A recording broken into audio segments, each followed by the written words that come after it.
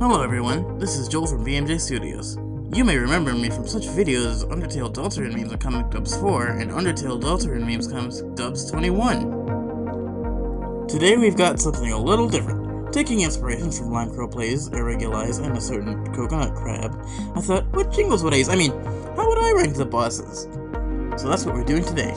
The Undertale ranking should come in later, and I might do an Undertale Yellow ranking in the future, but if the meme comes didn't give it away, I'm not as obsessed with Undertale Yellow anymore.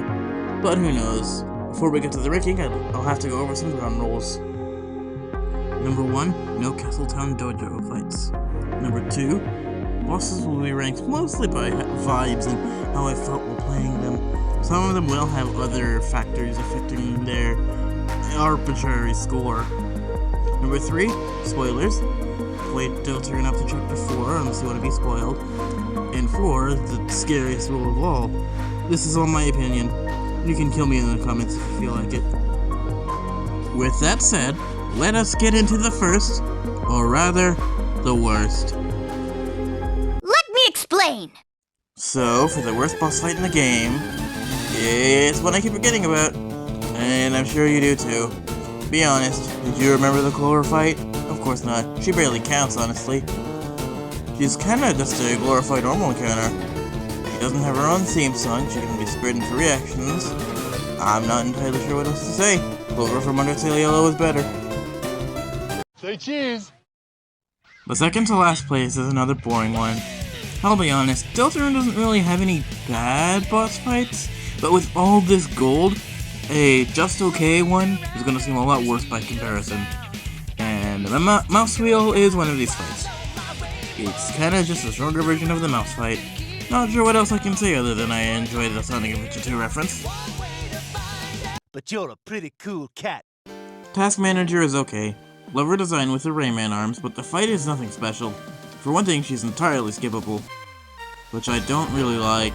The fight itself is fine. You could consider it a stronger version of the task enemy, though that's mainly because she has 2 of them with her during the fight, and sparing them grants mercy points towards her. Then you have to play the Simon Says minigame where she tells you which letter she'll attack before you go there, and it's fine, just kinda boring. On to her girlfriend. Hello, how are you? I am under the water. Please help me. Here too much raining.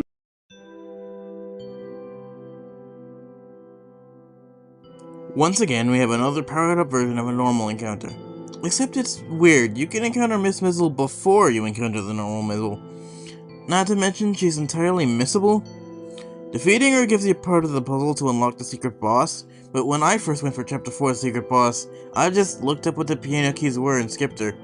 I didn't even know Miss Mizzle existed until I spent some time on the wiki. The first time I fought her was my replay for this ranking. And man, for a Chapter 4 mini-boss, she was incredibly easy. She does have a cute design, and I like her dialogue, but there's not much to her. Also, I do slightly prefer From Now On over Rude Buster. I don't know, argue at the wall. Choose your fighter! This is the last case of a powered-up version of a normal encounter. For now. And here we have Wire, and it's kind of like an abacus. It counts? Well, unlike those ranked below, this is mandatory. It also takes more than 3 turns to spare. Since it's described as liking to fight, I think it's a little bit of a missed opportunity. I think hitting it but not killing it could have granted a tiny bit of mercy points, but it's not that big a deal. Also, I really like grazing its attacks. Hey guys, check out my new camera! Oh wait, this isn't the camera. Shada is a unique case. They show up as the boss of Board 2, then later show up again as a normal enemy, which that fight doesn't count as a ranking. I like the camera gimmick. I love Tenna's reactions to the photos and the flavor text in general, but there's not much else to say. This is probably the shortest segment in the video. Shada is cool. Please, have mercy! Water Cooler isn't that tough. Another person who ranked the boss fights got some flack for ranking her second to last, and I didn't put her that low. But yeah, generally your enjoyment of this fight is going to be entirely based on whether you find the joke funny or not.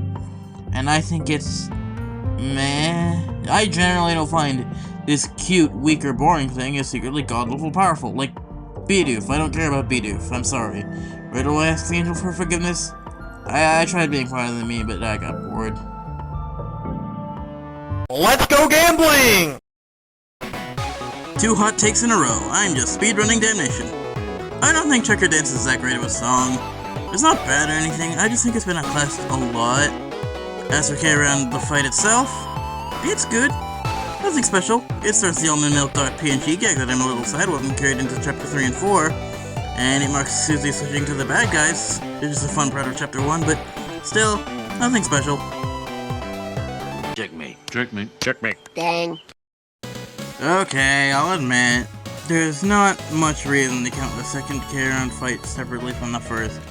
I didn't realize they'd be right next to each other until I started compiling the list, but 30 is a nice even number, so we're going with it. K-round 2 is a great fight story-wise. It's the first mandatory encounter where Susie is truly your ally. However, this also means her idea makes the fight way too easy. You can, say it with him folks, win the fight in 3 turns. Not terrible, but not impressive. This song's gonna get stuck inside your head! I genuinely barely have anything to say. Sweet Cupcakes is just okay. I like the song. I love the almond milk.png, in which it was in chapters 3 and 4. This fight is entirely a tutorial for SNR action. Next. Wait, I almost forgot. If Chris goes down, you can win the fight much quicker, and the ending cutscene is way funnier. Okay, Sweet Cupcakes, you've won me over. Next. I miss my wife tails. Next up is the real divorce mascot, Lenino and Alnina.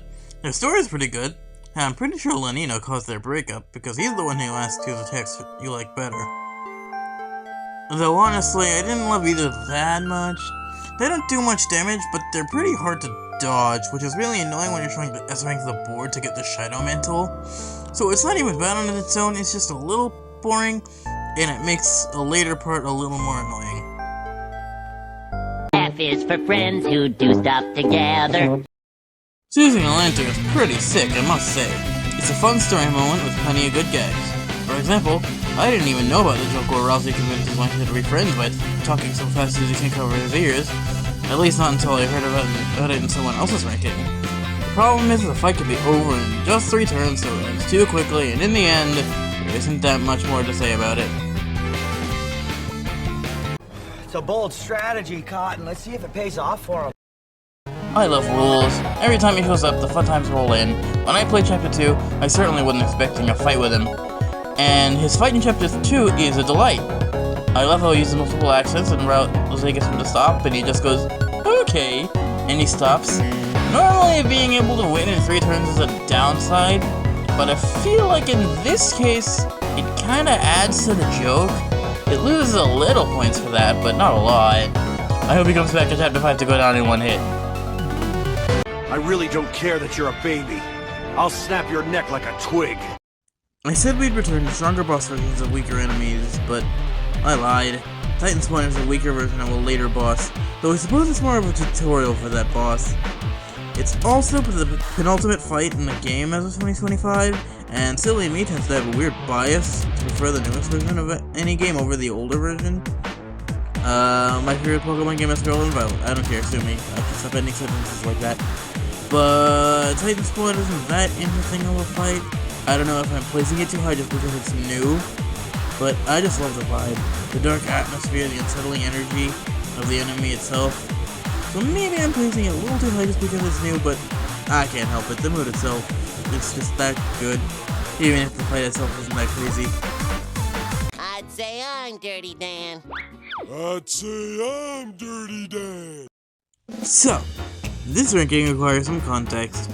I am playing Deltarune on my Nintendo Switch 1, and because of that, I don't have access to the mouse controls that the PC and Switch 2 versions have, and that makes the mic fight way more annoying.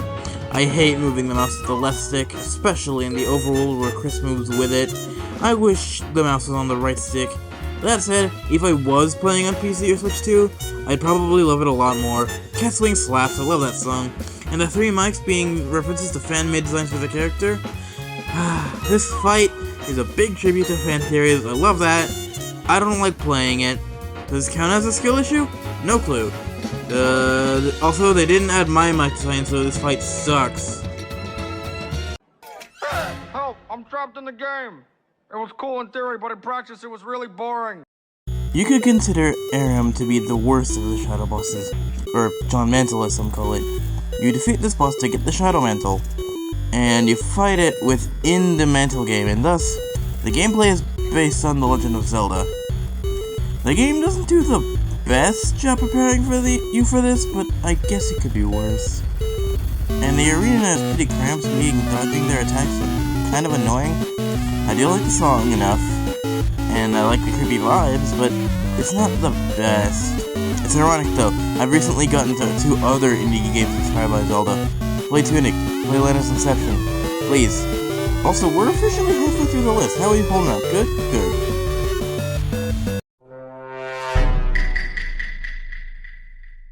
The wiki calls this fight the Sound of Justice, which I like, so I'm gonna go with that.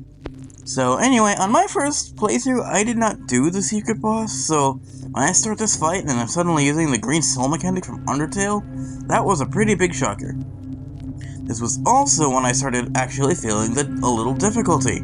I actually died a few times on my first playthrough. I could have mentioned this during the Titan Spawn segment, but I'm not a massive fan of the darkness restricting my TP. Though that doesn't affect this fight very much.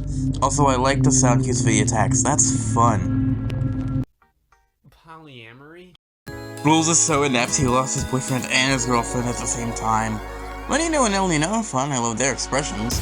And at the end, Rules was all, "No, I'm just trying to get them back together," with them dips. As for the fight itself, gameplay-wise, it's fine. Just a little slow on replay. Also, I'm not good at timing the Lancer attacks, but I swear I have a great personality. Also, I have the laser pointer. Comedy gold. Give me that Rules fight in Chapter 7 when he tries to flirt with the angel. Give me back my game of Girl Sonic! I'm lumping the 3 Bradley fights together. Why did I do this? Because the 2 K-Round fights separately? Even numbers. Anyway, Bradley is a fun fight. I love grazing his attacks. The tick tick tick when he shoots his arrow attack, and I graze it all, it's perfect. Smart Race is a good song. I love how you bump his heart to gain mercy, but it doesn't hurt him. I love that when he's defeated, his sprite references the death sprite in the classic Sonic games. The city fight is the same, but a bit more boring since you're no longer bumping him. The weird route is where the best parts of Bradley's character comes out. It's kind of like Undertale's hunting route. Also, he's a gamer. Like me. Wait a minute. Coming this summer from DreamWorks. Cars. King is underrated. It's the best mandatory boss in Chapter 1. Sure, his character is pretty boring, and there's not much to the fight itself, but I love the song, and I love the attacks where he moves the battle box. They fit the themes of the game really well, in a way that I don't see people mentioned very often. Also, this is the introduction of Red Buster and Dual Heal. This is probably the best fight that I don't have much to say about. You're too slow! Jackenstein is a YouTube poop and I love it. I love the 2 spooky formy vibes of the fight. I love how only our party's eyes are visible. Except Chris's eyes aren't usually visible, so they're completely invisible. Also, you're taking too long! This fight is hilarious. A while ago, Toby posted about how he's working on a minigame, and his friends and family said it looked like a cry for help, and I'm assuming it was this one. Also, fun fact, on my first blind playthrough of Chapter 3 and 4, which was day 1, this was literally the first time I died, a certain scripted fight aside. But yeah, I want to see more YouTube poops with "You're taking too long" in them. All I wanna do is see you turn into a giant woman, a giant woman. Punch out, yeah! Release the bogus! Giga Queen rocks, holy hell, they made a punch out fight as a final boss of Chapter 2. It's the more punch out that Nintendo's done with them in the past 10 years. It's not as technical or strategic as your average punch out, but shut up, punch out! It's not just a punch out fight though, it's also a giant robot battle. I freaking love giant robots. In fairness, this is the most hype moments in Aura fight in the game, but I don't care, giant robot punch out, woo! parasites! What else is there to say about Spamton? I mean, the fight isn't hard, but the vibes!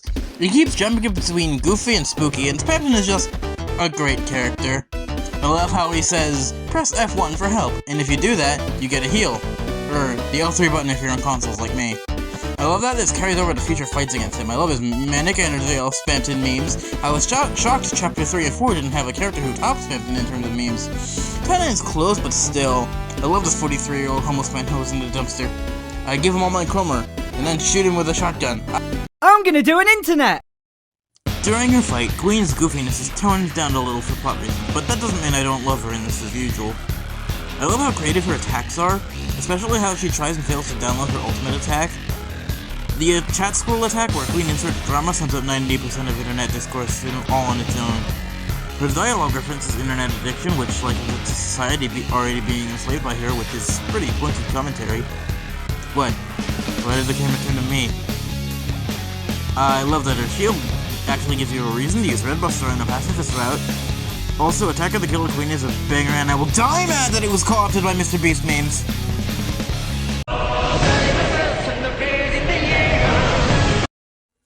Dude, this is Chapter 4. We fought and defeated a Titan in Chapter 4. We all expected this would be endgame stuff, Chapter 6 or 7, but no, it's only halftime. My jaw dropped when this happened. Toby and his team did a great job making this feel epic and grand. As of 2025, this is the final boss of Deltarune as a whole as well. I do love the song Guardians track, it's one of my favorites. The gameplay is interesting, and a great expansion upon Jack and Slice mechanics. Also, if you get the Black Shard and by extension the Shadow Metal, the fight can be made easier, which I appreciate. I actually died a few times. Then motherfucking Gerson Boom shows up and everything becomes better. The vibes immediately rejuvenate my will to keep going. This moment is especially hard if you did Chapter 4 Secret Boss. I love every moment of this fight, except dying a lot on my first two playthroughs. Cause I have $30,000 in credit card debt. Spamton Neo is awesome. Big shot slaps, I rock out to that all the time. Spamton Neo's tone is just like the normal fight, but amplified. More creepy, and more jokes. My favorite joke is, "It's for me!" And not just because it gives you a free turn. I love the expansion upon the yellow soul mechanic. I love that the press F1 for help mechanic carries over, which is the massive help in the weird version of the fight. The vibes are immaculate, and I love the fact that this technically counts as a finished Mettaton Neo fight. I always make sure to do this fight every time I play Deltarune. We live in a society. I genuinely forgot how great Devil was. When Chapter 3 and 4 came out, I didn't replay Chapter 1 and 2 until the replay for this ranking. He has the honor of being the first really difficult fight in Deltarune. The fight does a great job feeling chaotic despite the fact that everything that happens is set to a specific order. Both his and Chris's pirouette actions are ordered. The world revolving still bangs 7 years later. While I still prefer Spamton as a character, it's a bit of a shame that Devil wasn't referenced as much in future chapters. It seems today that all you see is violence in movies and sex on TV. Woo! Tana! Hell yeah! Tana sweep, get 1 million points! It's TV time! I love to watch TV! Wouldn't you know, it's Mr. Tana's TV time! Guys, have you heard of Tana? This massive, 3D, hilarious host. What bad can I possibly say about Mr. Tana, the hostess with the hostess? His fight starts pretty standard, but then his transitions into WarioWare, baby! Except all the micro games are the previous physical challenges. Well, some altered versions. If you keep the fight going too long, he starts breaking down and admitting he's gloomy sometimes. Humility and presence! That's what makes a great leader. So, yeah, I kinda like this fight. Watch out for it. Hello, ironic twist! So, I'm not sure if the boring knight in Chapter 3 is more or less surprising than the Titan in Chapter 4. My original theory before it came out was that I was going to cameo in Chapter 3, make a full appearance in Chapter 4, and then be fought in Chapter 5. Mainly because I was a Stinky Chest Theory believer, but no. At the end of Chapter 3, the knight shows up out of nowhere and one-shots the previous boss fight. We'll get to that. And then the fight, it's brutally difficult, and then you lose, and the game continues as if it were a scripted fight. Great, right? Well, if you reload and try again, then die again, someone, it's just Gaster, guys, come on, gives you a message that maybe, just maybe, you can win. And he gives you the option to retry. Now, I would like to claim my I defeated the night before they were nerfed t-shirt, thanks. And the fight itself, oh my god, it reminded me of a fan game in the best way. The animations are so flashy. They actually reminded me a little of the Soroba fight in terms of how animated it was. I guess Soroba was Toby Core all along. But that's a tangent for another day. Black Manta the song has also gotten better and better to me. And whoo boy, this fight is a toughie. I remember when I first attempted to beat them, I was thinking, man, this fight is harder than Sans. Can't we actually add another Toby Fox fight so hard I can't defeat it? But no, I defeated it, so give it back. But it came close. Seriously though, I've beaten all of Undertale Neutral and Pacifist, both routes of Deltarune, and I've done Undertale Yellow's Vengeance route, but I've still never been able to defeat Sans. I apologize for the tangent. The point is, the night is great. Except I killed Tenna before the fight begins. Actually, this fight gets a 0 out of 10, you're worse than Clover. If I weren't retired, I'd... For the #1 spot, I'm gonna get a little real. This is my first video project with my own writing and my real voice, not doing a goofy, cartoony voice. I don't want to get too personal in this, but I tend to have a lot of self-doubt. I tend to think if I mess up too much, I may as well stop trying. I hate horror, I hate hard games. I generally have a pretty bad defeatism problem. I tend to think there's nothing I can do to make this better. Which is why the #1 spot on this list hit me so hard. The best boss fight in Deltarune as of 2025 is Gerson, the Hammer of Justice, the secret boss of Chapter 4. The stuff Gerson says, I needed to hear it. You're not locked to one path. You can always try again. If you work hard enough, you can achieve any important goal. It's not gonna be easy. You're gonna experience a lot of hardship. Real improvement takes effort. The harder the hammer strikes, the finer the blade it forges. So, I've yapped a bit about how this fight resonated with me personally, but what about the fight itself?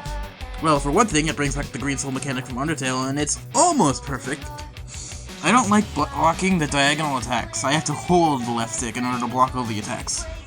I didn't like the lack of healing items at first, and that how you have to use Susie's healing spell, but when I saw that it's getting stronger each time I used it, I realized that it kind of fits the theme they're going for, about how you have to put in effort to get better at things.